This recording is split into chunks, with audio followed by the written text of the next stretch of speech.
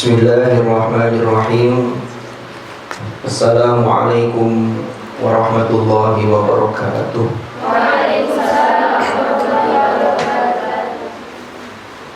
Alhamdulillahi rabbil alamin, alladzi arsala rasulahu bil huda wa dinil haqq liyudhhirahu 'ala ad-din kullih wa kafa billahi shahida.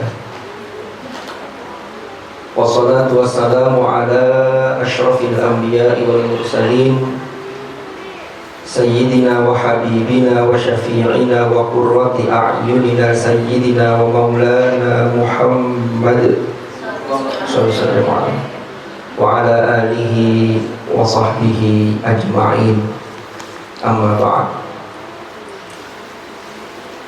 Hadratul muhtaramin, para alim ulama. Jadi Ustadz Sobah ini walaupun yang hadir satu, tapi sudah setara dengan Hadratul muhtaramin. Jadi saya anggap banyak untuk dita'zim. Ingkang terhormat, ingkang kula hormati, ingkang sama-sama kita taati pengasuh Pondok Pesantren Al Barokah yang menika Al Mukarram Kiai Muhammad Malikul Fajri Sobah. Mungkin beliau tansah pinarinan sehat, tansah pinarinan diberi kekuatan oleh Allah sehingga bisa selalu membimbing kita semua. Ingkang kawula hormati Ibu Nyai Ning Nyai Jauharoh, ingkang kawula hormati Ibu Nyai Komari, paling asma Bu Nyai Husnul. Kula mboten hafal semuanya. Para adik-adik santriwati, mahasantri, niki mahasiswi sedaya nggih satu. Ada yang tingkat aliyah. Adik-adik santriwati Pondok Pesantren Al Barokah. Mugi-mugi panjenengan semua selalu semangat sebagai santri untuk selalu intens berinteraksi dengan kalamullah. Alhamdulillahirabbil alamin, pada malam hari ini kita bisa bersilaturahim. Mungkin ada yang terlupa nih, para panitia, wabil khusus Mbak Ilya selaku ketua panitia yang sejak kemarin beberapa hari yang lalu WA saya tapi tidak kunjung bertemu, sehingga akhirnya suratnya dikirim via WA. Saya yang minta dikirim WA mawon. Para santri yang berbahagia, ini kula nuwun sewu terutama kepada Yai Sobah. Kalau saya duduknya lebih tinggi, kalau ini dianggap kurang sopan, jangan salahkan saya, ini yang menyediakan panitia. Padahal saya tidak berharap ini. Tadi ketika saya datang itu disediakan kasur, itu sudah masya Allah. Iya, fiha sururum marfu'ah wa aqwabun mawdu'ah. Minumnya sudah siap semua. Cuman yang tidak ada wa namarikum masrufat. Kalau ini bantal senden-sendenan orang-orang. Wa zarabiyu mabsulta, jauh karpetnya bukan begini. Tapi ala kulli hal, terima kasih banyak atas penyambutan yang luar biasa. Lain kali kalau ada kasur yang digandengkan dengan bantal dan guling, ini akan lebih istimewa. Sehingga sebelum tampil itu penceramah bisa istirahat dulu, nanti ceramahnya bisa lebih lama. Lagi ada bablasan. Kalau tidurnya bablas sampai subuh kawan nangis, ya kasih tau ngaji ya. Cuman sayangnya, wa aqwabum mawdu'ah tadi, ini ada yang kurang. Karena tadi Mbak Hilya cerita, ini ada snack-snack ini yang isinya 12, ada puisinya lagi. Saya sampai lihat di kolong-kolong, tidak ikut kok. Nah kan lumayan, karena saya di rumah yang kecil itu masih 2. Yang satu mondok, kan oleh-oleh kira, oleh-oleh jajan itu kan gitu. Nah tak oleh ini jajan ini gak pada tertarik ya. Tapi kalau gini apalagi jumlahnya 12, dibagi luru kan lumayan, oleh 6 gitu. Oh mana oleh Ramadan, teman-teman. Ya nanti kalau tidak ada jajannya tidak apa-apa, yang penting puisinya saja. Saya kok ingin puisinya, apalagi ini puisi terkait dengan keagungan akhlak Rasulullah Sallallahu Alaihi Wasallam. Jadi setiap satu set itu beda-beda puisinya. Oh sama. Dari satu-satu beda-beda semuanya kan bisa dijadikan menjadi satu bunga rampai terkait dengan puisi persembahan santriwati Ma'al Barokah.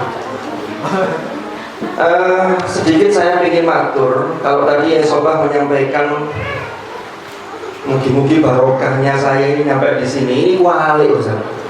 Saya yang mendownload barokah dari sini. Karena ini nama pondoknya kan sudah Al Barokah, ini Mamba Al Barokah. Jadi kalau ada mambaknya mungkin Faidul Barokatnya dari sini. Jadi sudah meluber-luber itu barokatnya. Ya. Jadi mungkin kehadiran saya di majelis ini juga bisa barokah panjenengan semua, terutama dari pengasuh juga bisa sumrambah ke saya. Karena beliau ini luar biasa. Tadi sempat tanya-tanya, ngobrol-ngobrol, ternyata beliau ini masih sangat muda. Sudah punya santri yang sekian luar biasa. Ini amanah. Dan santri itu fadhol, tidak bisa diiringi. Saya yang sudah kadung tua, kadung bodoh ini, kadung tua, kadung santri, ya harus disyukuri ya. Santrinya ada santri kalau jadi GTA kan sekian tahun, sebelum mahal 1 tahun hilang. Di mahal di USA itu loh, di pusat mahal Al-Jamiyah di UU. Jadi belum ada yang sampai katok betul-betul secara total gitu, belum. Tapi ala kulli hal, semua ini patut kita syukuri. Karena tidak lain, semuanya saja, apapun peran kita, ini memang sudah seharusnya senantiasa kita ini mengarah kepada bagaimana mendekatkan diri kita kepada Allah Subhanahu wa Ta'ala. Hanya wasilahnya ada yang melalui santri begini, tapi tetap semuanya adalah taqarrub ilallah. Para adik-adik santriwati rahimakumullah. Jadi beberapa hari yang lalu itu saya di WA oleh Yai Sobah.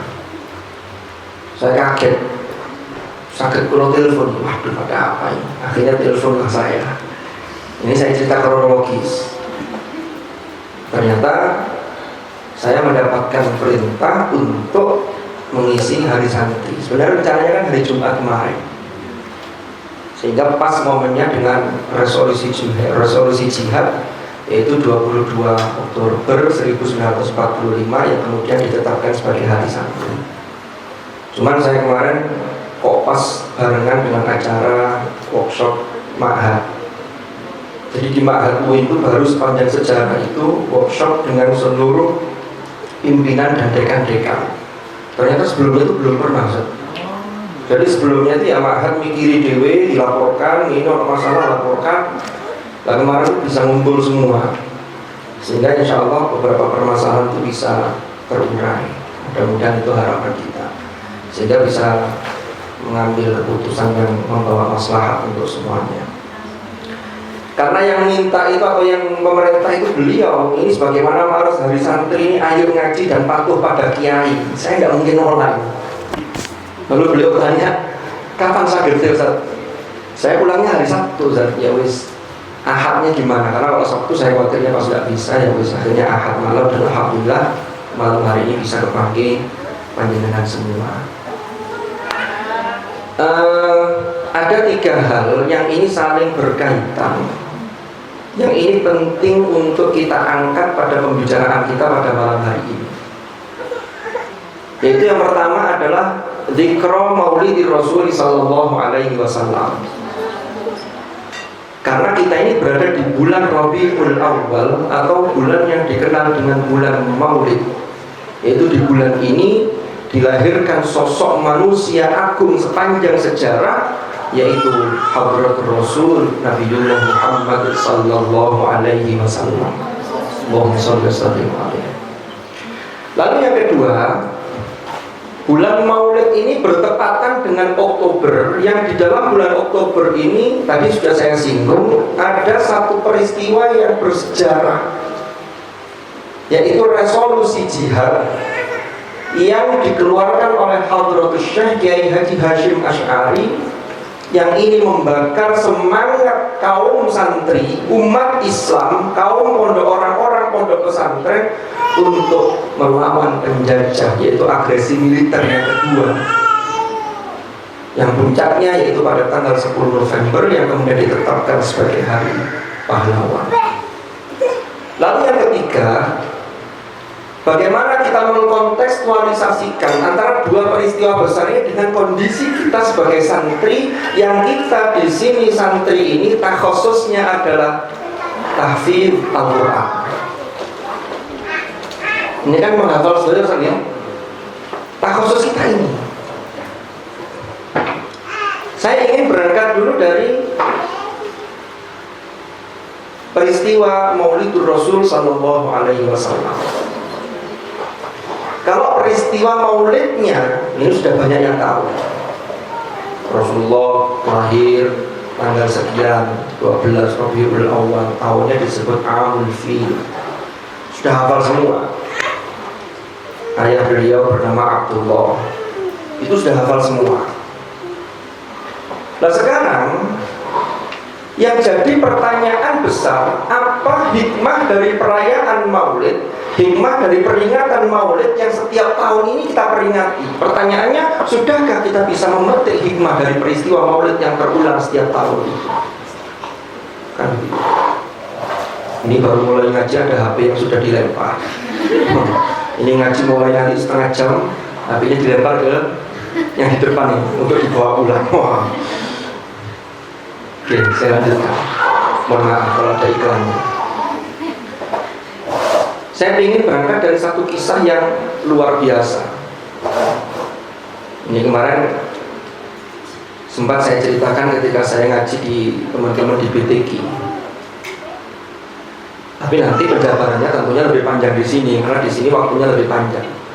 Buktinya apa waktunya lebih panjang? Karena saya ngaji disediani sofa yang begini ini, berarti tidak konsum ini. Loh, saya itu minta ini, kalau yang ngundang itu saya disuruh ngaji lalu berdiri pakai podium, pakai mic, berarti gak boleh suwe-suwe. Kan kita harus tahu diri bagaimana tuntutan keadaan, muntahul halnya seperti apa. Kalau ini kita suwe untuk salam no, karena enak. Belum lagi dari suguhannya. Ini habisnya berapa menit? Ya kan? Ini kopi apa jahe? Kalau kopi berarti gak suwe-suwe, kayak jahe dikongkon suwe. Kan begitu. Tidak perlu jajan, karena ini sudah benar. Karena tak mungkin penceramah itu lagi menyampaikan materinya ngorok ini dulu ya kamu tidak mungkin. Benar kalau jajan. Sentek kayak gak boleh gak apa-apa. Allahumma sholli ala sayyidina Muhammad. Ini ada sahabat Rasulullah Sallallahu Alaihi Wasallam. Ini salah satu sahabat saja. Tapi kalau kisah sahabat-sahabat yang lain, sahabat-sahabat Rasulullah itu semuanya mencintai hadratul Rasul Sallallahu Alaihi Wasallam dengan cinta yang luar biasa. Orang itu kalau sudah cinta, maka tidak ada kata berlebihan. Yang sebenarnya cinta, apalagi yang dicintai ini makhluk yang spesial, yang Allah Subhanahu wa Ta'ala ketika perintah kepada kita orang beriman, tidak ada perintah yang didahului oleh Allah sendiri yang melakukan pertama kali. Innallaha wa malaikatahu yusholluna 'alan nabi, baru kita diperintah untuk ya ayyuhalladzina amanu shallu 'alaihi wa sallimu taslima. Allahumma shalli wa sallim. Ini kan luar biasa. Ada salah seorang sahabat yang beliau ini adalah pernah jadi budak yang kemudian dibebaskan oleh Rasulullah Sallallahu Alaihi Wasallam. Nama sahabat ini adalah Thauban radhiyallahu anhu. Suatu ketika Thauban ini memang mendapatkan informasi bahwa dia ini insya Allah akan masuk surga. Tapi dengan informasi itu dia nangis. Jadi Thauban nangis. Lalu ketika bertemu Rasulullah, Thauban menyampaikan kepada Rasulullah, ya Rasulullah, la anta ahabbu ilayya min ahli wa mali. Sungguh ya Rasulullah, saestu panjenengan ini lebih aku cintai dibanding keluargaku, dibanding harta yang aku miliki.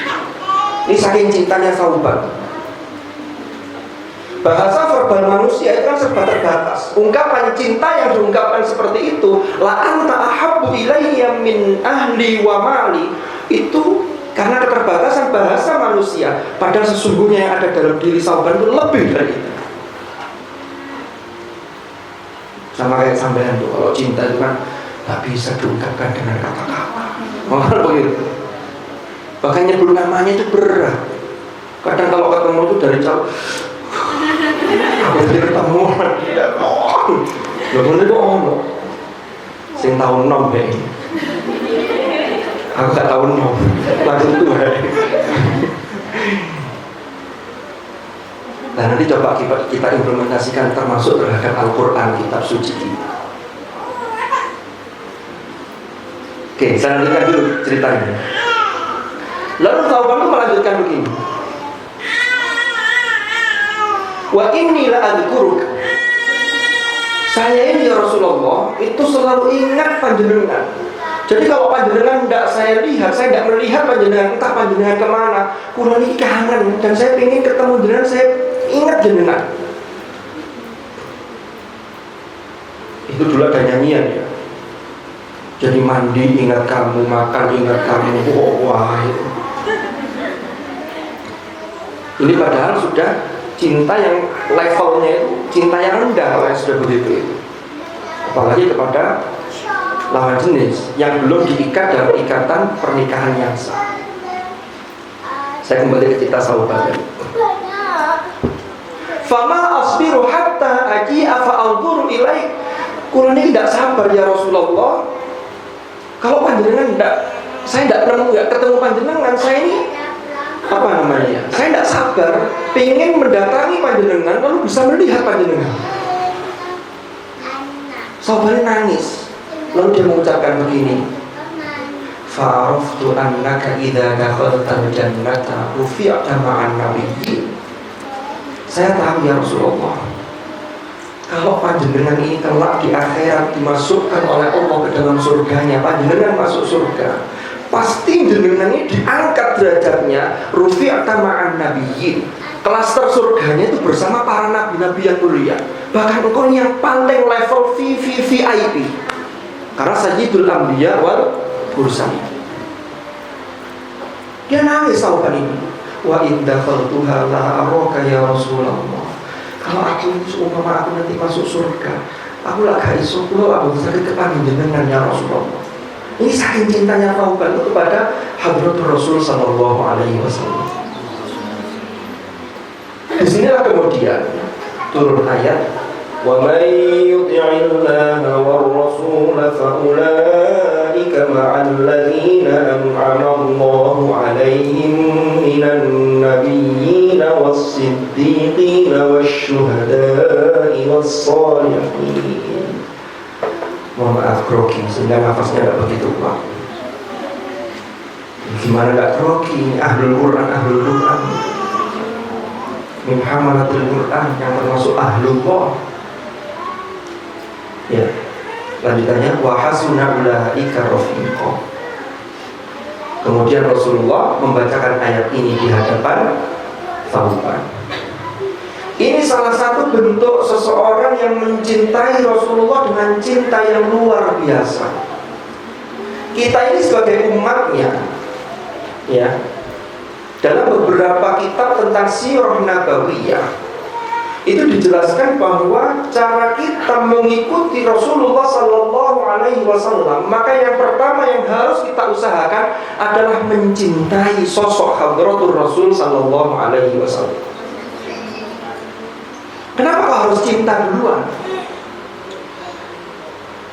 Ya apa caranya kalau cinta itu belum muncul? Kalau orang Jawa bilang itu waiting tresno jalanan saka kulino. Kalau kita ini sering mendengar sirah nabawiyah, sering membaca sholawat dan lain-lain, ini akan menumbuhkan kecintaan kita pada Rasulullah sallallahu alaihi wasallam. Sama dengan terhadap kitab suci Al-Quran. Kalau kita ini masih kadang-kadang malas, ini berarti kita ini belum cinta sepenuhnya. Karena kalau orang cinta yang sesungguhnya, yang pertama, orang yang mencintai sesuatu, maka segala yang dia lakukan itu akan terpusat pada apa yang dia cintai. Jangan kadung seneng terus Quran. Itu tangi turu, bangun tidur langsung. Aku tadi malam sebelum tidur nyampe ayat mana ya? Oh ini, langsung dilanjut. Ya wudhu dhisik ya. Ya iya. Benar itu. Tapi kalau belum, Anda mau ngambil Quran saja, lalu sudah ngambil Quran, lalu terusnya dipilih. Justru lancar, sering terusnya gak lancar malah gak tahu disopo. Ini berarti cinta kita terhadap Al-Quran itu masih belum 100%. Saya ambil contoh. Orang kalau sudah suka terhadap tontonan sepak bola, umpama kan ada orang yang gibol itu gila bola itu. Bukan singkatannya kan gibol. Saya dulu termasuk gibol. Saya dulu kelas 3 SD itu sudah nonton Piala Dunia itu tak emangi melekan dengan mas sepupu saya. Itu ditangani satu jawilan saja langsung leler, langsung delok bal-balan melek biar. Karena apa? Karena sebelum tidur saya merasa bahwa saya cinta sepak bola, sehingga disitulah ada daya tarik yang luar biasa. Sama naik sebelum tidur gak niat tahajud karena tidak cinta, ya masuk leler, males adem, tidak bangun. Tapi kalau Anda cinta, ya Allah jam 3 pulau badai qiyamul lail, atau sekarang setengah 3, ya jam 3 mungkin oleh kakek, soalnya jam 4 kurang seperempat bis subuh begitu. Makanya kita ini bersyukur ketika berada di satu komunitas, yang komunitas itu adalah orang yang berisi orang-orang yang baik. Itulah yang dulu sering saya sampaikan juga, bukan di majelis ini, tapi karena saya berada di majelis ini baru 2 kali. Yang pertama ketika hadir pembukaan Syata teman-teman HTQ di sini, sama yang sekarang ini. Salah satu penafsiran dari Ihdina as-Sirat al-Mustaqim, di situ Allah menggunakan dhamir mutakallim ma'al ghair, karena di situ adalah itu nahnu, berarti mutakallim ma'al ghair berarti jamaah. Jamaah itu komunitas. Kalau ingin jadi orang baik, selalu berada di as-sirat al-mustaqim, maka jangan sampai salah memilih komunitas, termasuk memilih teman. Ada yang menafsirkan lain, seperti yang pernah disampaikan Gus Baha. Gus Baha itu pernah menyampaikan ihdina, di situ ihdina siratal mustaqim. Itu sebagai contoh begini, kita tidak bisa langsung melihat Nabi sholat, shollu kama ra'aitumuni usolli. Tapi kan kita tidak bisa melihat bagaimana sifat sholatin Nabi SAW. Maka lewat siapa? Ya lewat para sahabat. Yang sahabat diteruskan pada tabi'in. Dari riwayat itu terus ada prakteknya sampai ke guru-guru kita. Itulah pentingnya ittisal sanad, sambungnya sanad keilmuan. Makanya Imam Ibnu Sirin itu pesan wanti-wanti, inna hadzal ilma dinun fanzuru amman ta'khuduna dinakum. Sesungguhnya ilmu ini itu adalah agama, ya, apalagi terkait dengan praktik beribadah. Maka fanzuru, maka lihatlah, hati-hatilah, telitilah, aman dari siapa ta'khuduna dinakum, kalian mengambil agama kalian. Itu makna dari ihdinas siratal mustaqim. Saya kembali ke tadi. Jadi orang itu kalau sudah cinta, pertama dia ini akan seluruh daya yang dia miliki itu akan mengarah ke sana. Ini mencintai makhluk yang agung, yang oleh Allah Subhanahu wa ta'ala dipuji, wa innaka la'ala khuluqin azim. Luar biasa. Sampai kalau lagi kasmaran, umpama seneng cowok, walaupun anak santri Al-Barokah tidak kayak yang bukan santri Al-Barokah. Senang ya mungkin kemudian proposalnya tidak diajukan secara horizontal, tapi diajukan secara vertikal dulu. Jadi di qiyamul lail disisipkan doa di situ, ya Allah, kalau dia memang adalah imam terbaik bagiku, maka jodohkanlah aku dengannya. Kalau dia bukan jodoh bagiku, maka jodohkanlah ya Allah. Itu memaksa proposalnya.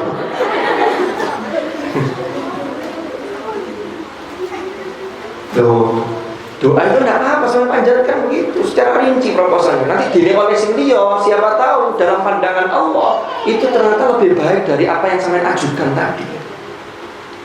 Tapi sampaikan. Lah kadang-kadang anak-anak zaman sekarang itu mengajukan horizontal dulu, vertikalnya belakangan. Saya kejar dulu, nanti setelah kehilangan ini gebetan ini. Dikejar begitu dapat putus baru nangis-nangis, ya Allah. Tidak mau makan 3 hari 3 malam. Koncone nang bendino. Sabar. Aku ngerasa apa yang saya rasa. Betapa dalam cinta ini.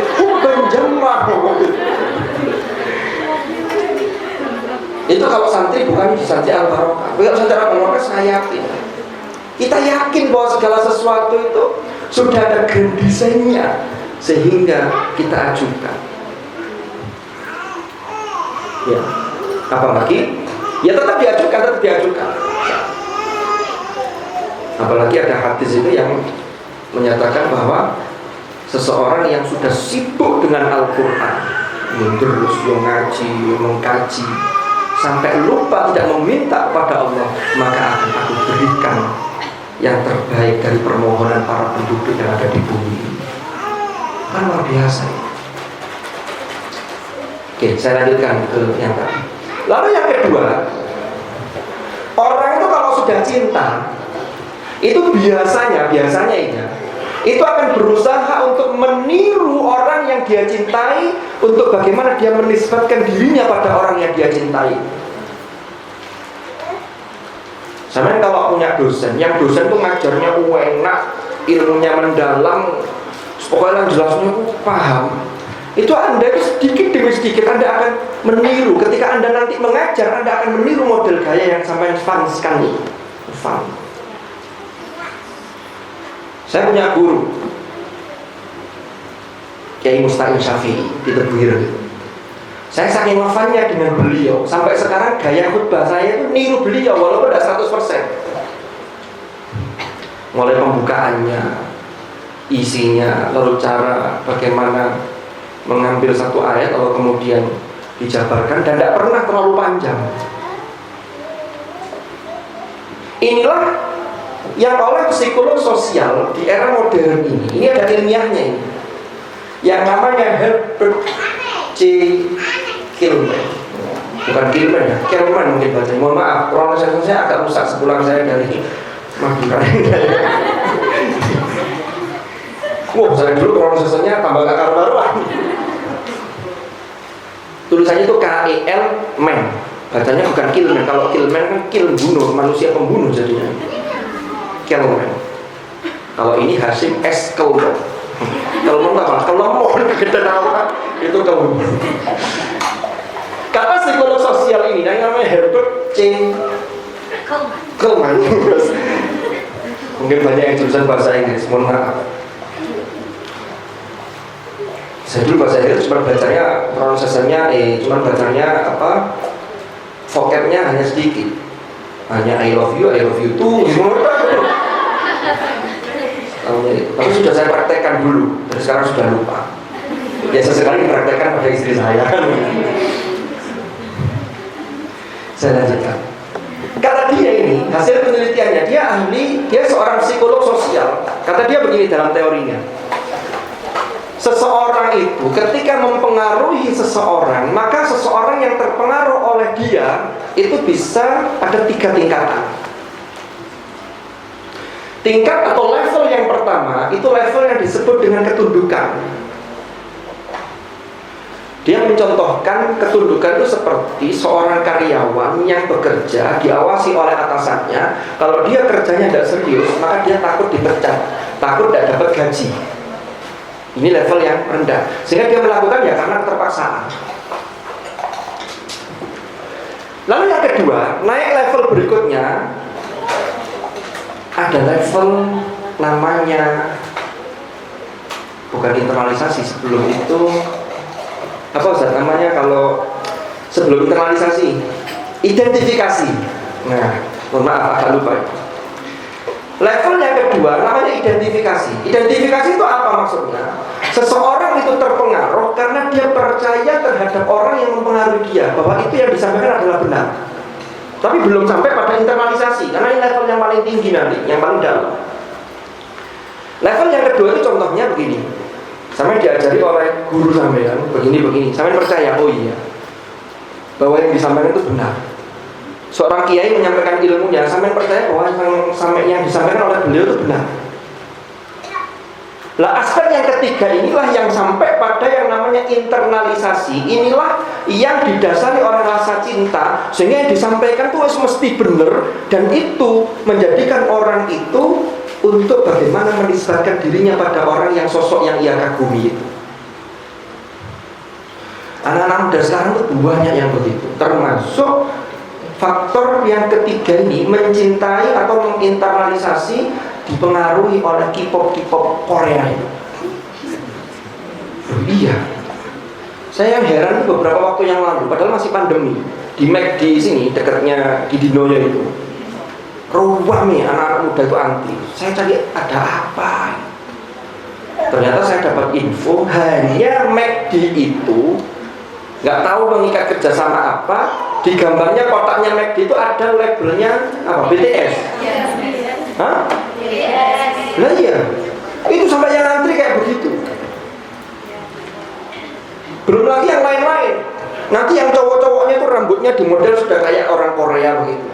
Tapi mripate juga sipit. Nanti yang perempuan juga begitu. Itu sudah masuk ke internalisasi. Coba bayangkan, itu artis Korea saja, itu kalau orang sudah kagum cinta sudah kayak begitu. Maka umat Islam kalau seandainya cintanya kepada Hadratul Rasul yang lalu kemudian apa yang dicontohkan oleh Rasulullah SAW itu terpancar di guru-guru kita, maka kita mengidolakan beliau-beliau dan menginternalisasi, maka disinilah cinta yang sudah betul-betul. Saya jadi teringat apa yang dibagi oleh psikolog sosial ini sama dengan apa yang pernah disampaikan oleh Ibnu Sina. Ibnu Sina itu kan membagi seorang hamba yang beribadah kepada Tuhan itu 3 kelas, 3 klaster. Klaster yang paling rendah itu klaster seorang budak. Budak dalam arti budak yang harus dibedakan antara budak yang level yang dimaksud Ibnu Sina dengan Rasulullah SAW ketika ditanya man anta ana abdullah. Kalau itu level Abdullahnya Rasulullah itu betul-betul totalitas. Kalau ini yang dimaksud Ibnu Sina, ada orang yang ibadah itu seperti budak motivasinya. Kulo nek mboten sholat, lalu lagi siksa lah. Jadi takut siksa. Saya kalau ada setoran nanti ada takzir lah. Belum ada bareng.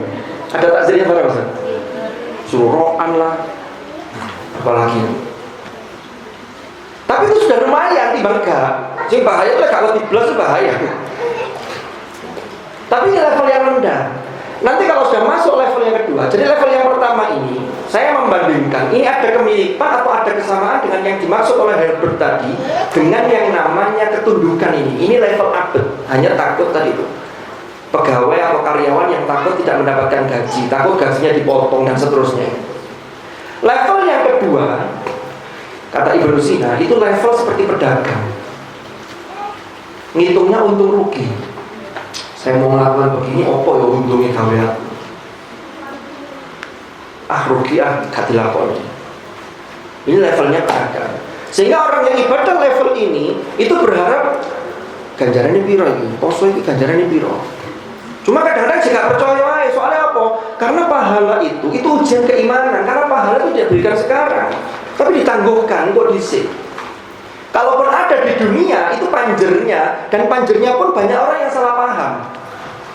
Maksud saya begini, ada orang yang dapat fasilitas ketika hidup di dunia, merasa bahwa itu adalah dampak dari amal baik yang dia lakukan. Boleh nggak beranggapan begitu? Boleh, tapi juga kebablasan.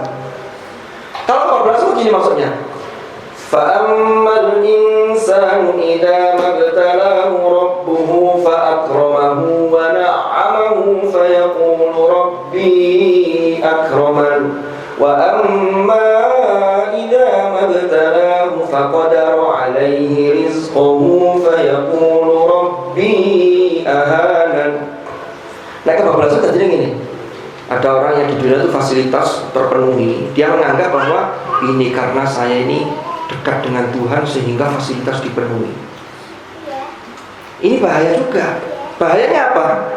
Dia lupa bahwa segala sesuatu yang diberikan di dunia ini itu adalah ujian. Kullu nafsin dha'iqatul maut wa nabluukum bisyarri wal khairi fitnah wa ilaina turja'un. Jadi fasilitas apapun itu ujian. Sehingga yang harus dicatat, apapun yang terhidang di hadapan kita di bumi, di dunia ini bukan hasil ujian, bukan nilai ujian, tapi semuanya masih berupa soal ujian. Hasilnya kapan? Nanti di akhirat. Loh, karena ini sering ditangguhkan, sama kayak di kampung-kampung itu masih ada pujian selawat, pujian sebelum jamaah itu. Muslimin, muslimat, monggo jamaah sholat, kan gitu. Ganjaranipun itu lu kok kasih orang tok disebut oleh kok tahu oleh lu nagih saiki padahal nanti itu mau diganteni, pujian diganti. Monggo jamaah sholat, sopo sing nang masjid oleh 50.000. Wah, kes betul. Karena langsung kes. Loh, menunggu itu juga masa ujian. Sama saya ingin ngapal Al-Quran. Santri. Jangan nuntut sekarang. Masa sudah khatam jangan, ya Allah, kok saya diuji kayak begini? Jadi harus khatam semuanya dijamin oleh Allah. Ujiannya orang menghafal Quran masing-masing juga berbeda. Fasilitas yang diperoleh itu sesungguhnya secara hakiki adalah ujian. Ono sing uji bulet, penghapusannya cuma 10, baleni bulet, umpama begitu. Ono sing diuji lancar, lu lancar ujian. Kadang ujian agar tidak tinggi, agar kita ini bisa memanage hati kita enggak? Ketika orang lain menganggap, amin kok lu lancar, bisa enggak kita ini ngerem hati kita lalu kita tidak mengatakan, ini kan karena saya sergap, ini usaha saya. Itu yang ujiannya di situ. Semua itu fadl. Tsumma awrasna kitabal ladzina istafaina min ibadina faminhum zalimun li nafsihi wa minhum muqtasid wa minhum sabiqun bil khairati bi idznillah. Dzalika huwal fadlul kabir. Sampai yang sabiqun bil khairat itu dikunci di situ dengan kata-kata bi idznillah. Kalau tidak bi idznillah, tidak bisa. Lalu ilmu itu dzalika huwal fadlul kabir. Lalu yang belum lancar gimana? Itu juga fadl. Kenapa? Karena Anda sudah ditakdir termasuk orang-orang yang menjaga kalamullah. Loh, karena tidak semua orang, loh. Kemarin di grup Sanad Qiraat Nusantara, ya Sopan juga masuk di grup itu, ya. Itu ada yang membagikan. Salah satu dawuh Kiai Muqtasim Billah. Kiai Muqtasim itu putranya Mbah Mufid, ya. Pandanaran, Sunan Pandanaran di Jogja. Salah satu dawuh beliau yang pertama, kalau sampai ini termasuk orang-orang yang menghafal Quran bahkan sudah khatam, maka itu harus disyukuri. Makanya jelas di surah Yunus itu, qul bi fadlillahi wa bi rahmatihi fabidzalika falyafrahu. Ini waktu saya sampai jam pinten, Ustaz. Ini belum masuk materi loh, ini masih pengantar loh itu. Oke, saya lanjutkan dulu. Tidak apa-apa ya? Karena kalau sebentar saya sungkan, uangnya sudah luar biasa. Bahkan kalau kemalaman kasurnya sudah siap, gitu. Tidak ada masalah. Boleh kan di sini ada, boleh kan di kapal situ nggak boleh. Oh no, nggak boleh kalau di sini. Saya lanjutkan. Tutup di rumah. Ujian lagi. Oh iya, Gus Mutasim. Yang Mutasim begini.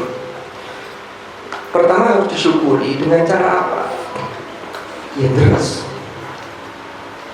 Buktikan bahwa kita itu cinta Al-Quran. Sehingga kalau orang cinta tadi itu, termasuk kata Ibnu Sina tadi saya lanjutkan juga, level yang paling tinggi adalah level orang beribadah karena cinta. Sebagaimana seorang sufi perempuan yaitu Rabi'ah al-Adawiyah. Sehingga tidak butuh mau surga mau neraka, yang penting Allah ridho karena saya berdasarkan cinta. Ngaji Quran dulu. Jadi kita syukuri, terus dan terus. Karena itu amanah sepanjang hidup. Jadi beliau mengibaratkan orang menjaga Al-Quran itu seperti orang yang dipasrahi untuk menjaga gudang, yang gudang itu isinya perhiasan yang luar biasa. Karena Al-Quran itu maktubatullah fil ard. Ini hidangan Allah yang luar biasa. Jadi orang jaga gudang itu masih lancar atau bulan, ya tetap diterus. Jangan kemudian orang menjaga gudang lalu gimana gudangnya tidak dijaga, sudah aman, saya sudah lancar. Itu nanti akan ditegur oleh pemiliknya. Loh ya apa sih gudang kok ditinggal ya, itu begitu. Ini harus kita jaga. Apalagi yang sudah selesai, sudah diwisuda sebagai hafizah, sudah dibayat, billahi bayatu ala taqwallah, billahi bayatu ala hifdzi kitabillah, billahi bayatu ala sam'i wa ta'ah. Maka itu adalah sebagai step bahwa itu adalah tanggung jawab kita sampai nanti kita menghadap Allah Azza wa Jalla. Ini penting sekali. Nah, kembali kepada mencintai Rasulullah Sallallahu Alaihi Wasallam. Maka dari itu, yang perlu kita ambil pelajaran, mengapa Rasulullah itu kok begitu dicintai oleh orang-orang yang menangi beliau dan termasuk orang-orang yang tidak menangi beliau. Dan memang Rasulullah layak untuk itu. Ya. Termasuk apa rahasia suksesnya Rasulullah Sallallahu Alaihi Wasallam dalam mendakwahkan agama ini? Setidaknya ada 5 hal yang ingin saya paparkan, yang nanti dari 5 hal ini bisa kita terapkan dalam keseharian kita sebagai santri, sebagai bekal oleh hari santri. Itu juga sebagai implementasi dari resolusi jihad yang kita kontekstualisasikan di zaman sekarang. Kalau semen tekstual resolusi jihad, berangkat ke Surabaya bawa babu runcing, sopo sing ngatiti dilawan, wes mari. Itu jasa beliau-beliau, para guru-guru kita, para santri, para ulama-ulama kita yang luar biasa. Karena negara ini walaupun bukan negara berdasarkan Islam, ini founding father, pendiri negara kita ini sudah sangat cerdas luar biasa. Termasuk diantaranya Kiai Abdul Wahid Hashim, putra dari Hadratus Syekh Kiai Haji Hashim Asy'ari, yang keputusan beliau ini tidak lain adalah mendapatkan restu dari Hadratus Syekh Kiai Haji Hashim Asy'ari. Kan begitu. Tapi wajib mempertahankan, bahkan ini adalah jihad fi sabilillah, walaupun ini bukan negara yang disebut Darul Islam. Kenapa kok harus? Karena mengusir penjajah ini. Kalau kita ini tidak ada penjajahan dan negara tenang, maka ibadah jadi tenang. Ngapal Quran yo penak. Nah kok saiki orang sing ngapal Quran di alasan, nah wis kan penjajah. Penjajahnya cuma satu, males. Malesnya disingkat dengan M. Yang M itu kadang datang setiap bulan. Yang M itu kalau tidak bisa memanage dengan baik, itu gawane lemes jadi males, kan begitu. Kadang keterusan. Kan kalau perempuan itu kan ada M-nya itu. Datang tamunya, ditanya, kenapa tidak deres?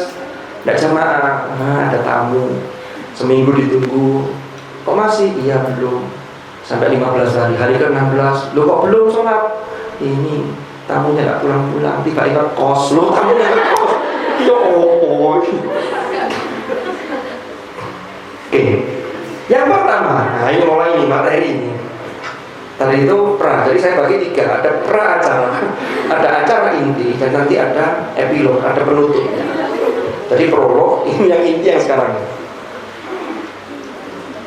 Ya tidak lama-lama.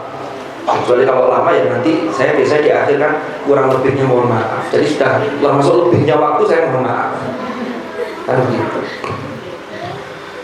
Jadi ini yang pertama, Rasulullah SAW itu mengapa beliau bisa sukses luar biasa? Ini karena beliau dimulai dari keprihatinan dan penderitaan yang itu dihadapi dengan kesabaran yang luar biasa oleh Hadratur Rasul. Coba kita bayangkan, Kanjeng Nabi itu ditinggal wafat oleh ayahnya ketika beliau masih dalam kandungan. Lahir tidak pernah melihat ayahnya. Begitu habis ziarah mengunjungi makam ayahnya dalam perjalanan, ketika beliau usia 6 tahun, ibunya wafat. Orang tua, bapak dan ibu, ayah dan ibu itu yang punya dominasi yang cukup banyak persentasenya untuk membentuk karakter seorang anak. Kan begitu. Tapi Rasulullah ini tidak pernah menangi ayahnya. Lalu setelah ibunya wafat, diasuh oleh kakeknya. Kakeknya wafat, diasuh oleh pamannya. Di masa kanak-kanak, beliau ini harus menggembala kambing punyanya bangsawan-bangsawan suku Quraisy ketika itu.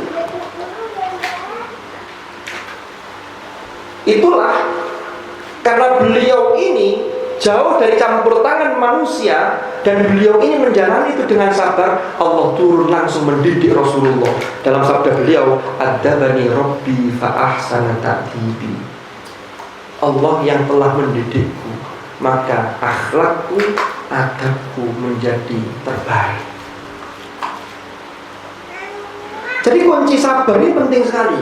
Ini bisa kita terapkan dalam banyak hal. Kita kontekstualisasikan. Wong ngapal Al-Quran nek sabar gak dadi.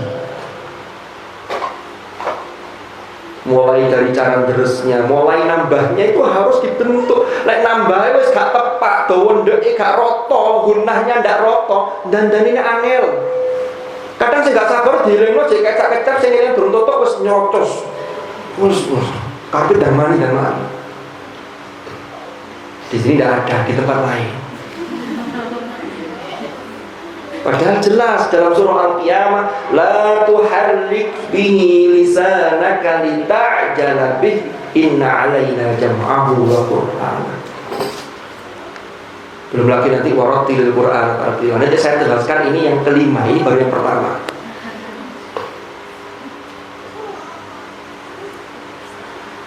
Lalu dari kesabaran yang dilakukan oleh Rasulullah ini, karena beliau ditempa oleh berbagai peristiwa yang luar biasa. Ini belum dari faktor eksternal loh ya. Faktor eksternalnya nanti bagaimana beliau ketika mendapatkan wahyu, lalu diangkat sebagai nabi, dimusuhi oleh orang-orang Quraisy.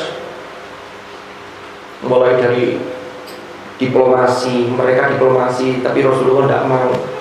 Lalu mereka memboikot, bahkan sampai terakhir diancam untuk dibunuh. Maka yang kedua, bagaimana Rasulullah menghadapi itu dengan kesabaran. Maka yang kedua ini juga patut kita contoh sebagai santri, yaitu Rasulullah membalas tekanan-tekanan dari musuh-musuh Islam ketika itu dengan apa? Dengan akhlak yang luar biasa. Hadis yang sangat masyhur, riwayat Sayyidah Aisyah radhiyallahu anha. Sayyidah Aisyah ditanya bagaimana akhlak Rasulullah. Jawabannya singkat, kana khuluquhul Qur'an. Akhlak Rasulullah itu Al-Qur'an.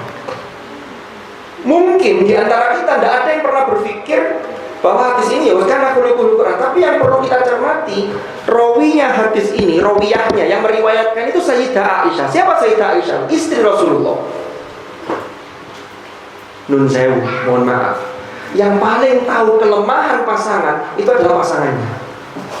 Betapa banyak hari ini orang yang hebat di media sosial, ngisi motivasi di mana-mana, statusnya banyak di-like oleh orang sekian ribu. Begitu sampai rumah kata istrinya, Mas, bel dedes yang sampai tulis sama ngomong, gak cocok belas sampai kelakuan. Istrinya tahu. Kadang saya menunjukkan itu. Jadi di luar itu dia gagah. Jadi kokoh di luar, tapi di dalam rapuh. Padahal Rasulullah mengajarkan di dalam harus kuat, baiti jannati. Dalam hadis yang lain, khairukum li ahli wa ana khairukum li ahli. Tidak usah terjemah di sini karena ini santri-santri yang sudah paham semua. Loh ini Sayyidah Aisyah tuh ngakoni. Lah kalau istri sudah ngakoni, sahabat mencintai, mengakui, bahkan Rasulullah nanti di poin yang ketiga ini mendapatkan gelar al-amin. Kenapa? Itu nanti poin ketiga.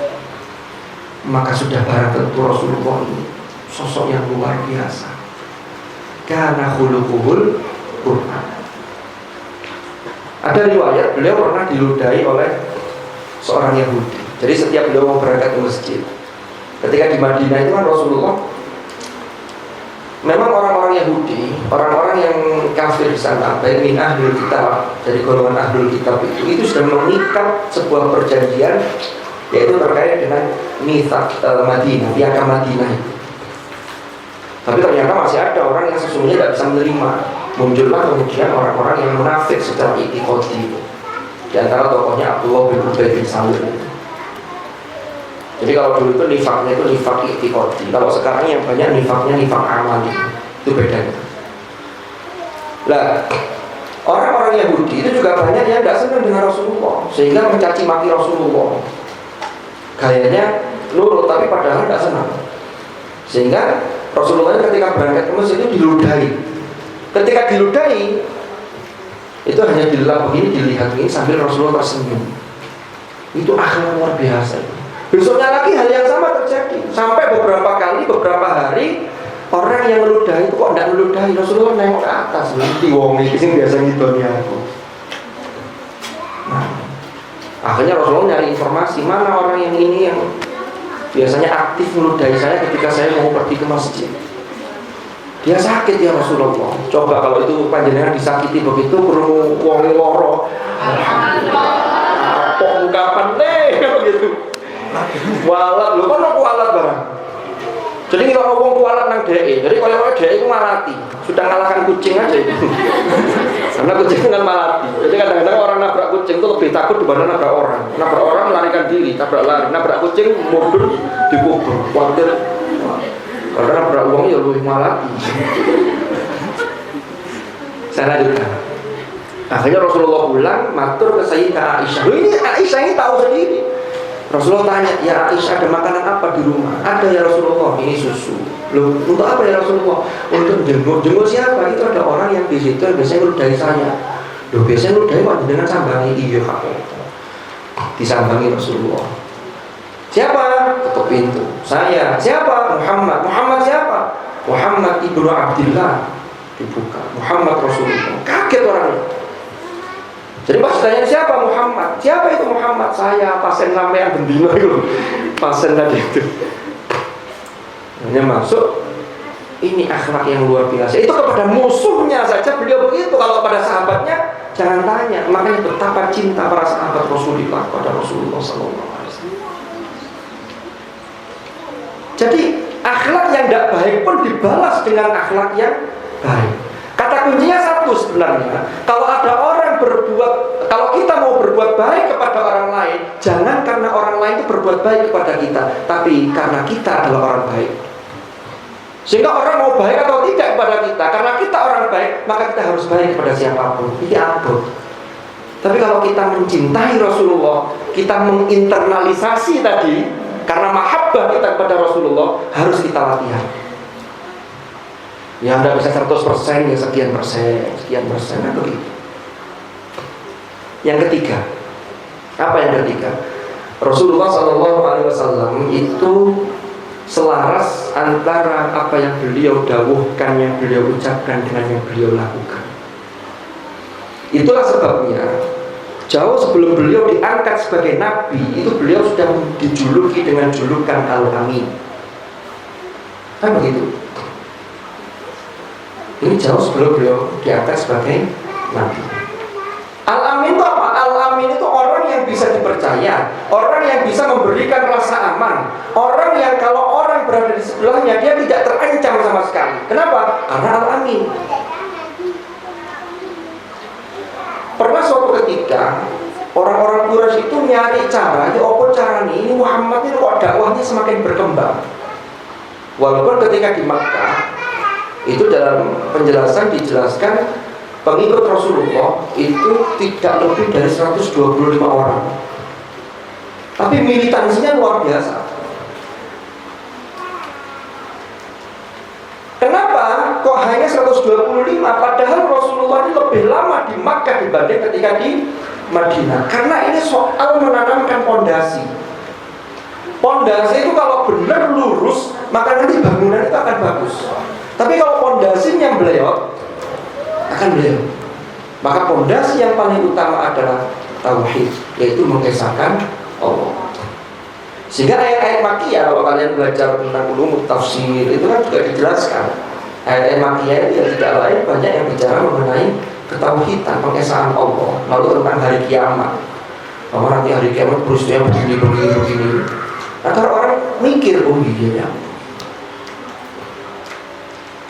Itu tema-tema dalam surah atau ayat-ayat Makkiyah. Jadi pernah di Darun Nadwah itu orang-orang Quraisy nyari cara, ya apa caranya menghalangi dakwah Muhammad. Ada yang usul, gini aja. Sekarang kita panggil Muhammad itu bukan dengan Al-Amin. Rupanya mereka Quraisy getun, nyesel memberi julukan Al-Amin. Nah terus apa?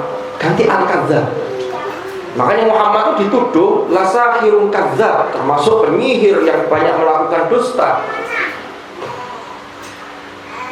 Al-Qur'annya inna hadza lasihrun mubin. Ini sihir yang nyata. Kenapa? Karena orang kalau mendengar itu bisa merasakan suatu kenikmatan. Itu yang juga dialami oleh Al-Walid ibn al-Mughirah.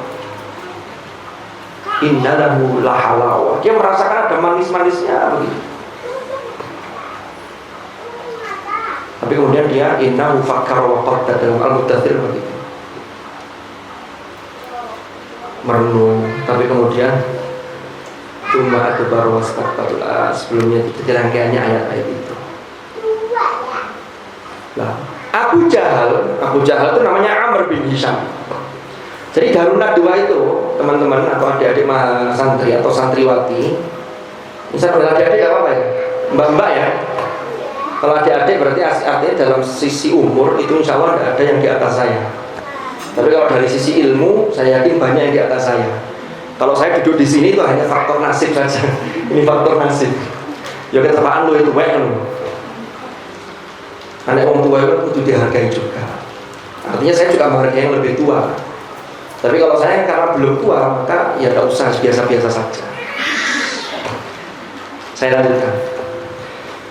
Darun Nadwa itu isinya orang-orang yang bijaksana, perwakilan dari klan-klan yang ada di Juruf Quraisy itu. Ada Bani Hashim, ada Bani Umayyah, dan seterusnya. Biasanya yang duduk di majelis yang di Darun Nadwa itu orang-orang yang bijaksana dan usianya 40 tahun ke atas. Tapi ada satu yang di bawah 40 tahun, wakila umur 25, ada yang bilang umur 30, sudah diangkat anggota Darun Nadwa. Siapa? Yaitu Amr bin Hisham, yang kemudian dijuluki lakopnya adalah Abu Jahal. Kenapa kok bisa disebut Abu Jahal? Karena dia ini saking pinternya, sehingga dia orangnya rasionalis. Pokoknya lega rasional, gak mau. Supaya yaudah ngantuk misalnya. Ini contoh ngantuk. Jadi Amr bin Hisham ini nggak setuju dengan usulan itu. Nggak bisa kalau kita ganti al-kadzdzab. Faktanya Muhammad itu memang tidak kadzdzab. Sesungguhnya dia di sini mengakui, tetapi karena ada gengsi sebagai tokoh Quraisy, apalagi Muhammad itu junior. Musuh saya ikut ajaran Muhammad, gak keren. Saya ini tokohnya Quraisy yang sudah ditokohkan. Tapi dia tidak setuju kalau Muhammad yang Al-Amin diganti Al-Kadzdzab. Ini bukti bahwa Hadratul Rasul Sallallahu Alaihi Wasallam itu betul-betul orang yang sesuai antara perkataan dan perbuatan. Yang keempat, tenang, kurang luru men. Coba ya, kasui kok. Ini sudah 57 menit. Dibahaskan 1 jam ya. Berarti kurang 3 menit. Nanti kalau ada kurang lebihnya mohon. Mulai gampang. Yang keempat apa? Yang keempat, Rasulullah Sallallahu Alaihi Wasallam karena berangkat dari kesabaran menghadapi segala sesuatu, lalu kemudian akhlak yang luar biasa, sinkronisasi antara perbuatan dengan perkataan, maka yang keempat ini beliau Rasulullah Sallallahu Alaihi Wasallam mampu mendidik kader-kader yang luar biasa yang ini akan membantu mendukung dakwah Islam. Siapa kader-kader militan didikan Rasulullah Sallallahu Alaihi Wasallam? Banyak sekali para sahabat yang luar biasa. Kita ambil contoh 4 saja yang masuk al-Khulafa ar-Rasyidun. Abu Bakar As-Siddiq. Abu Bakar As-Siddiq itu, gelar As-Siddiq itu tidak main-main. As-Siddiq itu gelar langsung dari Allah yang diinformasikan oleh Jibril kepada Rasulullah. Huwa As-Siddiq. Sehingga tidak heran kalau Rasulullah itu bersabda, "Law wuzina imanu Abi Bakrin bi imani hadhil ummah la rajahaha." Seandainya imannya Abu Bakar itu ditimbang dibandingkan dengan imannya umat Islam ini, maka imannya Abu Bakar yang seorang diri itu tetap lebih unggul. Jadi militansinya luar biasa. Abu Bakar terkenal bijaksana. Jadi beliau sifat yang dominan itu adalah seseorang sepuh, seorang tua yang bijak banget. Walaupun beliau juga dermawan, karena beliau itu menginfakkan semuanya hartanya untuk perjuangan dan dakwah Islam. Ketika Rasulullah tanya, lalu untukmu apa ya Abu Bakar? Jawab beliau, cukup bagiku Allah dan Rasulnya. Yang kedua, Umar ibn Khattab. Jadi dasar ketauhidannya agamanya kuat. Umar ibn Khattab juga begitu. Rasulullah itu doa. Umar ini kan termasuk orang yang Quraisy yang sangat memusuhi Nabi ketika sebelum masuk Islam. Rasulullah sering doa, ya Allah, a'izzal Islam bi ahadil umarai.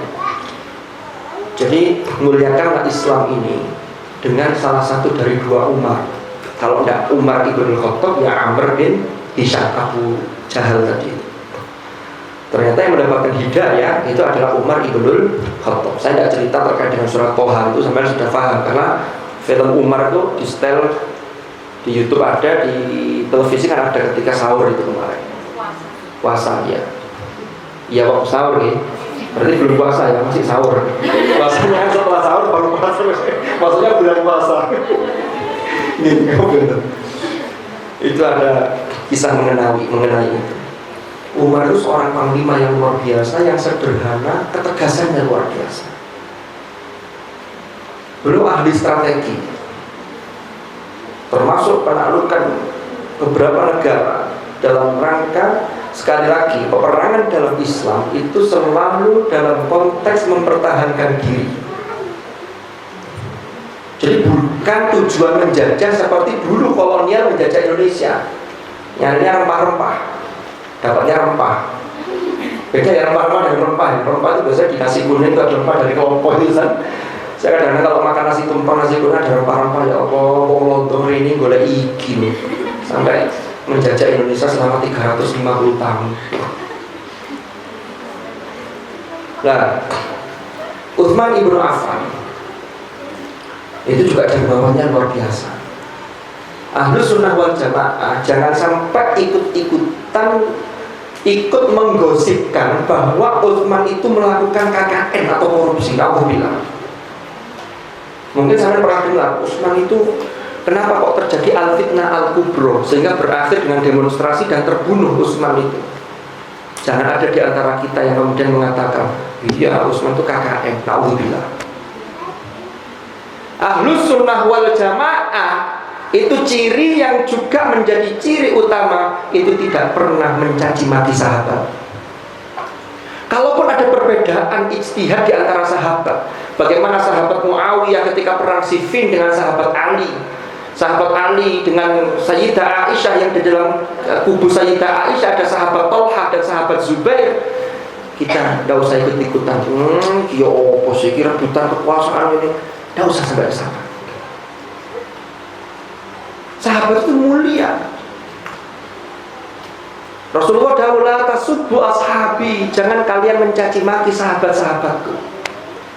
Lanjutan hadis itu, karena sesungguhnya jika kalian bersedekah emas 1 gunung Uhud pun itu tidak akan bisa menyamai prestasi yang dilakukan seorang sahabat. Termasuk separuhnya tidak bisa menyamai. Walaupun di antara kalian ini ada yang berinfak emas sebesar gunung Uhud. Lalu Ali bin Abi Thalib itu seseorang yang cerdas, yang punya keberanian luar biasa, tapi pondasi ketauhidannya bagus. Apa yang bisa kita ambil dari sini sebagai kaum santri? Maka kaum santri itu harus punya kader-kader yang militan. Yang pertama dilandasi ketauhidan dan Al-Qur'annya, keislamannya betul-betul bagus.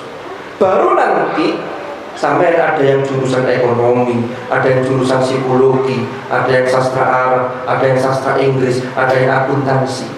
Monggo silakan, tapi punya militansi keagamaannya kuat. Sebagaimana para sahabat Rasulullah Sallallahu Alaihi Wasallam. Itulah yang kata Imam Al-Ghazali, ilmu itu ada yang kategori yang fardu ain. Ngaji itu fardu ain. Bisa baca Quran itu fardu ain. Terkait toharo, fikih-fikih yang ibadah harian itu yang wajib fardu ain. Baru kemudian yang fardu kifayah, harus ada orang Islam yang mengambil jurusan itu agar tidak dikuasai oleh orang di luar Islam. Kalau orang Islam tidak ada yang paham ekonomi sama sekali, rusaklah tatanan nanti. Maka ini kan jurusannya bermacam-macam. Tapi pondasi Al-Quran, hafal Quran. Karena dalam sejarah itu Quran itu memang dihafal, namanya saja Quran. Quran itu kan bacaan yang serius. Quran, ada tambahan alif dan nun sama dengan gufron, bacaan yang serius. Apanya yang serius?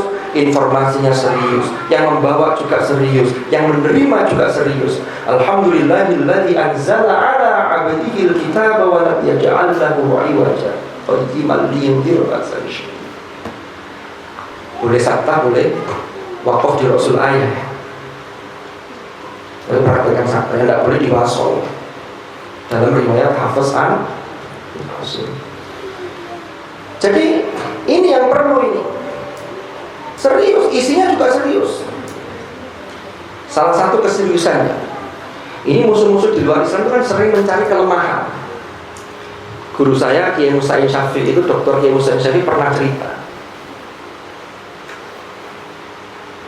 Tahun 90 berapa itu, ada satu pertemuan. Yang pertemuan itu membahas tentang Al-Quran, termasuk informasi dari Al-Quran.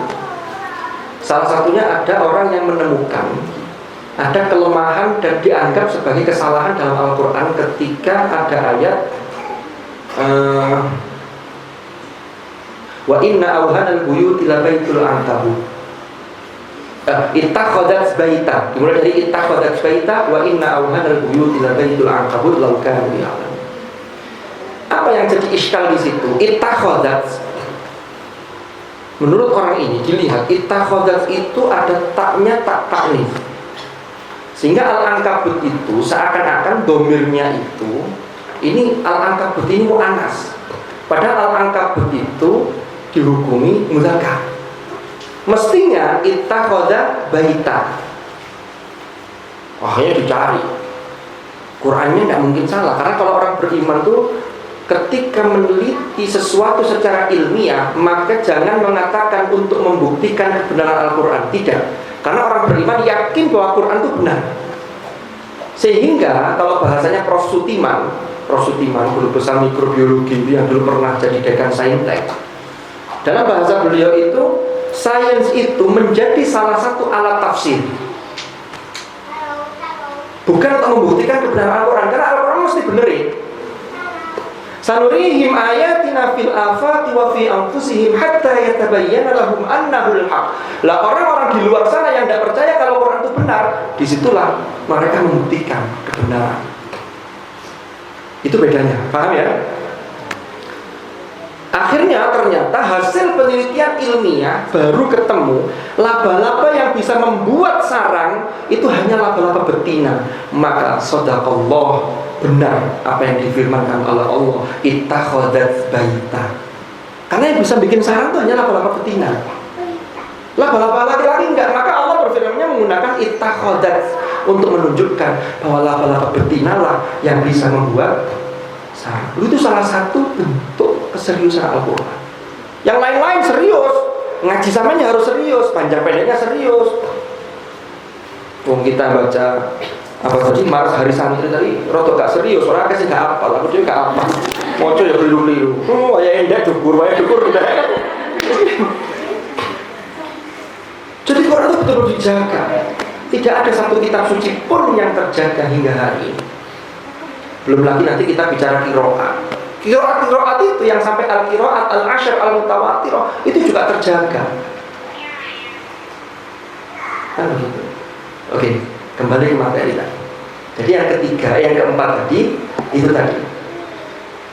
Karena tidak ada seorang pun yang hidup di bumi ini itu yang tidak butuh dengan orang lain.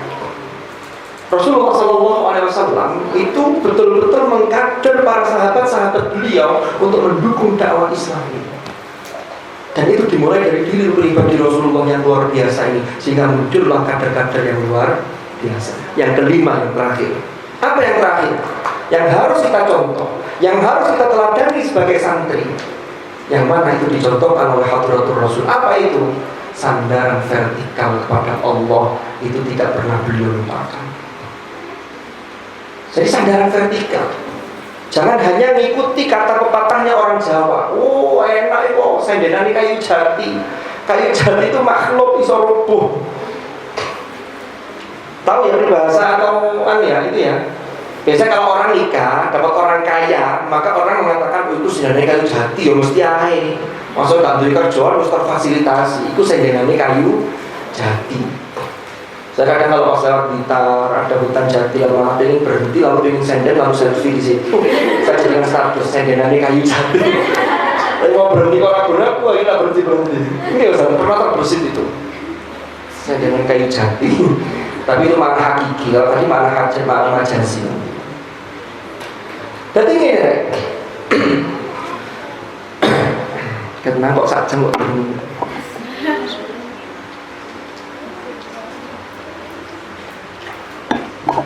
Apa Ustaz? Anak barengnya enak. Jadi kita merasa senasib seperjuangan untuk mempertahankan resolusi jihad. Saya lanjutkan. Karena kopi kok tambah serot.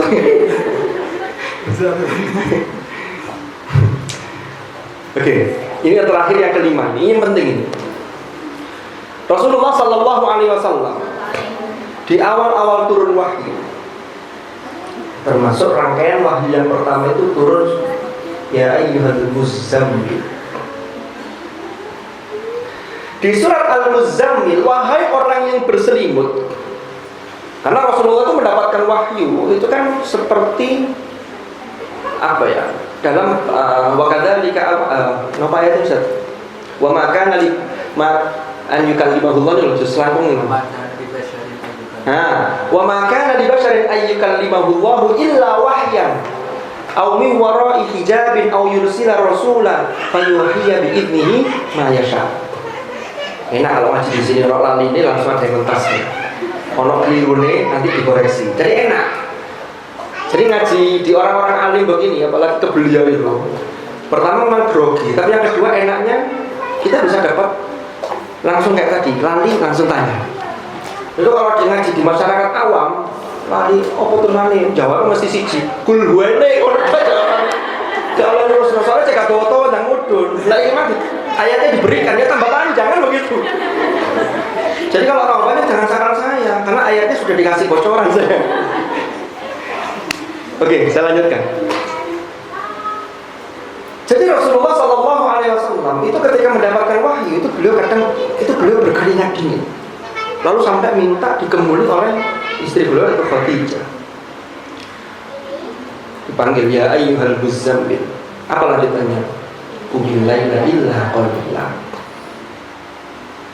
Qumil laila illa qalila. Yang illa qalilanya ini memang mufassirin yang banyak ini adalah lailnya yang illa qalila. Tapi maknanya bisa begini sebenarnya. Bangunlah pada malam hari illa qalila kecuali sedikit. Yang sedikit itu tangine apa begini. Sama kayak di ayat yang lain. Wa ma utitum minal ilmi illa qalila. Itu banyak yang memahami mufassir itu illa qalila itu adalah ilmunya. Tapi padahal bisa juga ditafsirkan yang tumnya, antumnya yang qalil. Kan ayat itu bicara mengenai wa yas'alunaka 'anil ruh. Ruh ini ada yang bicara ini ruh yang wa nafakhtu fihi mir ruhi. Tapi ada yang bilang ruh ini adalah Al-Qur'an. Karena Al-Quran juga disebut ruh. Wa kadzalika auhayna ilaika ruham min amrina. Itu Al-Quran. Bedanya nanti kalau wa ma utitum minal ilmi illa qalila. Ruh, kalau ruh yang dimaksud adalah tadi itu wa nafakhtu fihi mir ruhi. Kalau itu illa qalilanya tum, berarti kalian sedikit dari kalian yang diberitahu. Sehingga ada orang-orang yang sedikit itu yang tahu kapan dia akan meninggal. Itu bisa tahu. Contohnya seperti yang sering diceritakan Gus Baha itu Imam Al-Ghazali itu ketika mau wafat itu kan sudah pesan nanti yang nyolati ini, yang nyolati ini. Padahal itu orang dari lintas negara, ulama-ulama itu. Begitu rawuh pada hari wafatnya beliau, tanya orang-orang, "Loh, jenengan kok pirsa?" "Iya, saya dikasih tahu." "Siapa ngasih tahu?" "Ya Imam Ghazali sendiri." Kain kafannya sudah beliau siapkan. Dan mbah-mbah kita dulu banyak yang begitu. Aku kurang petang dulu dina dipanggil kawan. Oh, penuh tentang mbak. Lu iya, makanya aku pesan teman lu itu terjadi. Mbak Bul saya dulu begitu. Itu kalau tum. Nah, kembali lagi, kalau yang ilmanya itu yang banyak kita pahami, ilmu yang kita terima ini yang diamanahkan oleh Allah itu hanya setitik. Wa ma utitu minal ilmi illa qalila. Kembali ke ayat tadi. Qumil laila illa qalila. Kalau yang qalil itu kumnya berarti gini. Bangunlah kau, bangunlah panjenengan, bangunlah sampean pada malam kecuali sedikit. Artinya apa? Berarti boleh tidak bangun tapi ojo sering-sering. Berarti lebih sering tangi oleh gak tangi dalam kondisi mungkin habis acara moro ring singkos kok wesel, apalagi itu Pak Panitia menyiapkan bungkus ini kan melekan ini. Soalnya bungkusnya gak melekan iso kelebihan siji jadi telulas. Nah, kan gak cocok gak telulas. Kan kudune rolas. Kewesel nanti baru tidur jam 1. Jam 3 tangi bablas kayak tangi subuh. Maka boleh, kenapa? Karena ilah qalilah. Tapi kudu sering tangi nih. Habis lungo tindakan jauh begitu kosong. Nah kita ini enggak, saya bukan kita ya. Kalau kita kok saya kok saja kok merendahkan panjenengan. Saya ini enggak ya. Kadang masih banyakan meremeh timbang melek itu loh masalahnya. Padahal ilah qalilah itu hukumnya. Atau lainnya, kalau lainnya berarti gini. Malam itu kan panjang. Mulai ghurubu syams sampai tulu'ul fajar itu disebut malam. Ya. Nanti kalau subuh itu muncul malaikat-malaikat yang luar biasa, termasuk Malikul Fajri Sobat. Malaikat subuh. Loh iya. Kan malaikat itu jamak, mufradnya kan malak. In hadza illa malakun karim. Kan begitu kalau dalam surah Yusuf. Tapi Malik itu malak beda lagi ya. Malikul Fajri berarti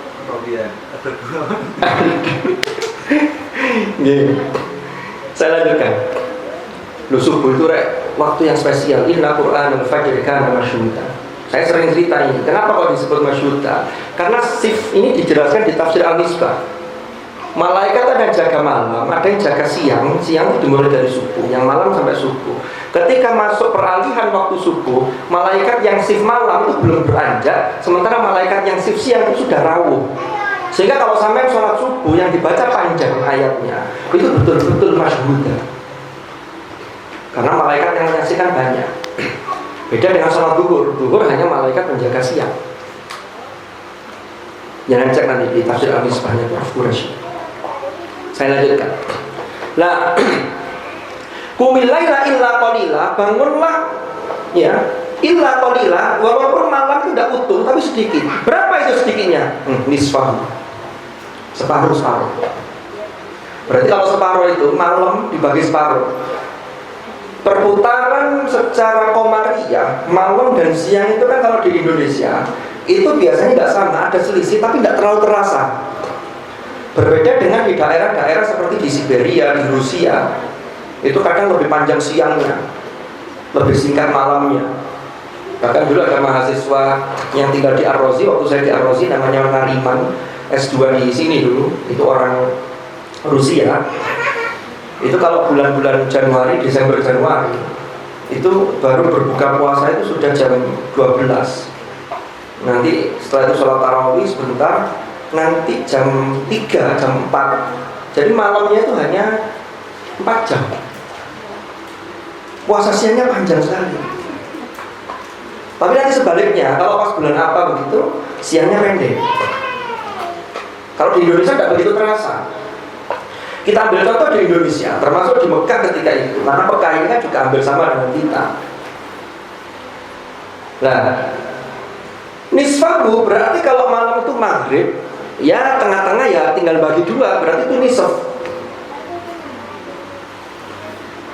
Mungkin ketika Allah jadi mengatakan malam utuh, kayaknya nih kalau nanti diterapkan pada umat Rasulullah, delok potongan, itu gak kuat lek suwengi dikongkon qiyamul lail terus.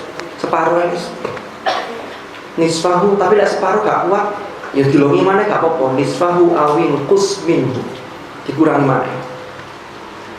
Separuh dikurangi berarti malam, separuh dikurangi berarti dibagi 4. Tadi kan dibagi 2, lalu dibagi 4 karena yang separuh dibagi lagi separuh. Lanjutannya yang menarik ini, auzid alaih, ojo seperempat lah, tambahin lagi lah, tambahin lagi.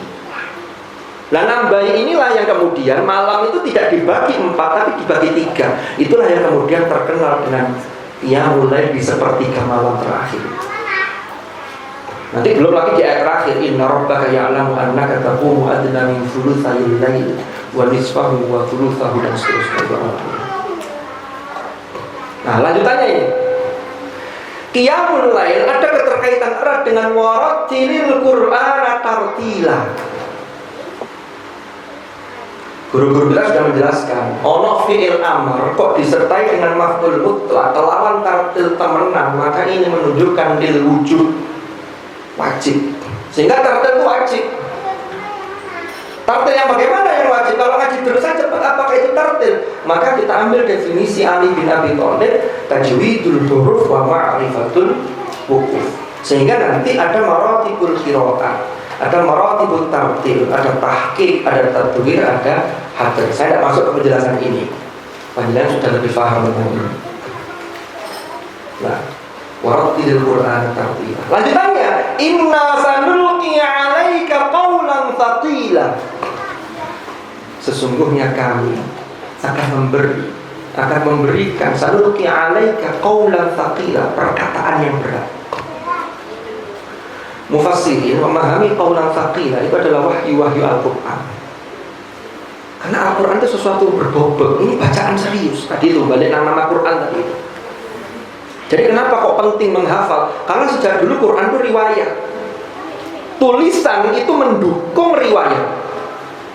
Rasulullah dawuh, la taktubu anni syai'an ghairal Quran, kan begitu.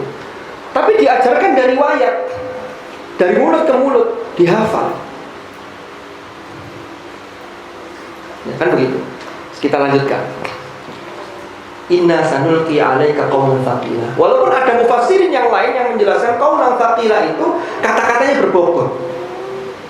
Jadi panjenengan nek pingin kata-katanya dinut oleh orang lain berbobot, maka dua hal yang harus dipadukan, qiyamul lail dan warattilil Qur'ana tartila. Tapi Qur'annya yang betul-betul bisa masuk ke dalam dada kita. Bal huwa ayatun bayyinatun fi suduril ladzina utul ilm. Jangan sampai naudzubillah seperti orang-orang Khawarij, seperti Dzul Khuwaisirah. Dia menghafal Quran, termasuk orang yang membunuh Sayyidina Ali karramallahu wajhah, yaitu Abdurrahman bin Muljam. Itu Quran hanya sampai di kerongkongan, tenggorokan, tapi tidak sampai masuk ke dada. Naudzubillahi min dzalik. Nah, saya lanjutkan. Inna sanulqi 'alaika qawlan thaqila. Inna nashi'atal laili hiya ashaddu wat'an wa aqwamu qila. Jadi sesungguhnya inna nashi'atal lail, sampai berdiri melakukan qiyamul lail itu pada malam hari termasuk deres malam, itu lebih hiya ashaddu wat'an wa aqwamu qila. Itu lebih berkesan, lebih merasuk ke dalam jiwa kita. Kenapa? Innalaka fin nahari sabhan tawila. Soalnya wis awan wis kakek tugas. Nanti kalau sudah siang, ini apalagi yang belum terorganisir seperti di pondok. Orang di pondok itu enak. Sama jam sekian harus begini, jam sekian harus ngaji, jam sekian harus setor. Jadi masih tertata. Makanya jadi santri itu nikmat yang luar biasa. Saya tuh kemarin nulis status agak panjang di Facebook saya. Seingat saya memang hidup yang paling nikmat itu ketika saya jadi santri. Jadi santri dalam arti santri yang real, santri yang masih mondok. Saya dipikir mek ngaji, sinau, hikmah, terus.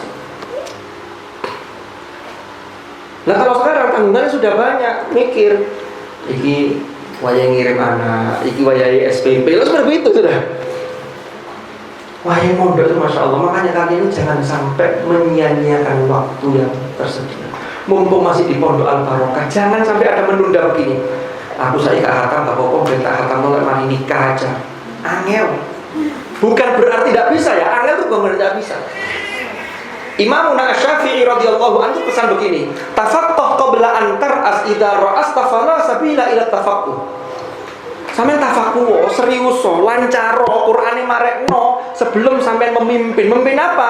Memimpin itu macam-macam. Jadi ibu rumah tangga itu juga memanage, memimpin. Sama punya tanggungan yang lain. Tapi kalau terpaksa karena mulainya sudah telat, lalu terpaksa karena sudah diminta, orang tua sudah minta untuk nikah, sudah ada yang lamar daripada ini, akhirnya menikah. Jangan berhenti. Sudahlah, saya 15 juz saja sampai sekian. Jangan. Harus ada azam, harus ada himmah yang aliyah, harus selesai. Salatina juz'an kamila. Paham ya? Nah ini belum lagi di ayat yang lain. Tapi kalau saya teruskan nanti bisa sampai jam 11. Inna nahnu nazzalna 'alaikal qur'ana tanzila fasbir li hukmi rabbika wa la tuti' minhum athiman aw kafura wadhkur isma rabbika bukratan wa asila wa minal laili fasjud lahu wasabbihhu. Apa tulisannya? Laila tawila di surah Al-Insan atau Ad-Dahr itu. Artinya apa? Tekanan yang sangat bertubi-tubi itu, sandaran vertikalnya Rasulullah ini kuat. Inilah yang harus kita contoh, kita teladani sebagai santri. Sampai harus begini, ngafalkan begini. Al-Quran itu walaqad yassarnal Qur'ana lidzikr fahal mim muddakir. Itu diulang sampai 4 kali dalam surah Al-Qamar. Kebiasaan bangsa Arab itu terulang salah sama roh itu sudah banyak. Ini petang ping papat ini. Ping papat berarti menunjukkan keseriusan. Cuman yang menarik di ayat ini sering saya sampaikan, Allah berfirman tidak mengatakan walaqad yassartul Qur'an. Allah menggunakan yassartu sampai penak mbek leha-leha gampang. Tapi yassarna, nah itu mutakallim ma'al ghair. Walaupun ada yang berpendapat ini adalah Allah untuk mengagungkan. Nah, seperti inna nahnu nazzalna dzikra wa inna lahu lahafizun, Al-Hijr ayat 9 itu. Tapi saya lebih condong mengikuti ada keterlibatan pihak lain. Kalau Anda serius, maka dibukalah kemudahan itu. Karena Al-Quran itu, kalau kita memberikan sepenuh jiwa raga, maka Al-Quran akan membuka dirinya. Tapi kalau kita setengah-setengah, apalagi sisa waktu, jangan salahkan siapa-siapa. Kalau Al-Quran juga setengah-setengah kepada kita. Mudah-mudahan kita termasuk ahlul Quran, ahlullah wa khassatuh, dan mudah-mudahan Al-Quran ini selalu bersama kita. Kita selalu membersamai kalamullah hingga nanti kita menghadap kepada Allah. Sebagaimana dalam hadis Rasulullah, yuqalu li sahibil Quran iqra wartaqi warattil kama kunta turattilu fid dunya fa inna manzilataka inda akhir ayatin taqra'uha. Wallahu a'lam bissawab. Mudah-mudahan manfaat, mudah-mudahan barokah. Mohon maaf kalau ada hal-hal yang kurang berkenan, saya mohon maaf yang sebesar-besarnya. Nggih, matur nuwun. Hadanallahu wa iyyakum, hadanallahu wa iyyakum ajma'in. Wal afwa minkum. Wassalamu alaikum warahmatullahi wabarakatuh. Waalaikumsalam warahmatullahi wabarakatuh.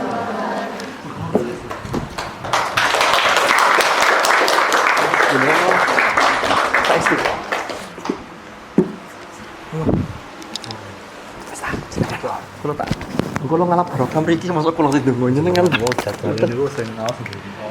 Oh, mboten. Kulo sampun tiap hari. Loh, amin. Kan ini tiap hari ke santrinya. Kalau saya kan belum. Saya kan amin sekarang. Monggo iki.